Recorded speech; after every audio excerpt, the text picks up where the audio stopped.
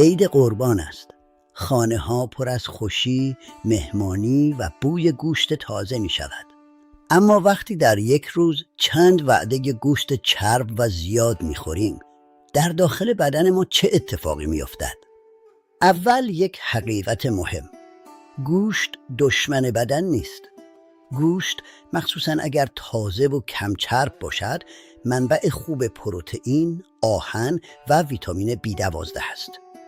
این مواد برای عضلات، خونسازی و انرژی بدن مهم هستند. مشکل زمانی آغاز می شود که مقدار زیاد گوشت، مخصوصاً گوشت پرچرب، در چند وعده پشت سر هم خورده شود. وقتی بشقاب ما پر از کباب چرب، قورمه روغنی و گوشت فراوان باشد، معده باید مدت بیشتری کار کند. نتیجه می تواند احساس سنگینی، نفخ، ترش کردن، خواب آلودگی و ناراحتی شکم باشد. نه به این دلیل که گوشت حرام صحت است، بلکه چون بدن برای هضم یک غذای بسیار سنگین فشار بیشتری تحمل می کند. قسمت‌های بسیار چرب گوشت و روغن زیاد در پخت و پز مقدار چربی اشباع شده در غذا را بالا می‌برد. اگر این عادت به شکل دوامدار تکرار شود، می‌تواند باعث افزایش کلسترول بد یا LDL شود. همان چیزی که برای صحت قلب و رگ‌ها مهم است. یک وعده عید به تنهایی سرنوشت بدن را تعیین نمی‌کند، اما عادت‌های ما در طول زمان بسیار مهم هستند.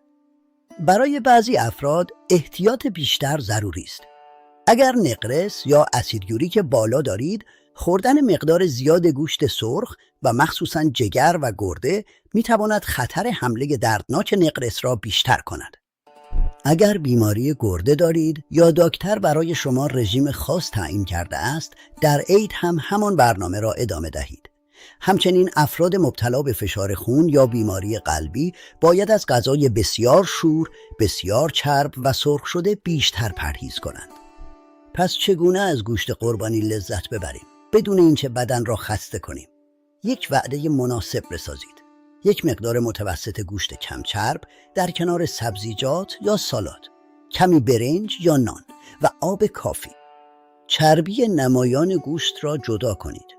به جای سرخ کردن زیاد، گوشت را کباب، تنوری، آبپز یا با روغن کمتر آماده کنید. با اندازه و آگاهی مصرف کنید. عیدتان مبارک و صحتمند باد.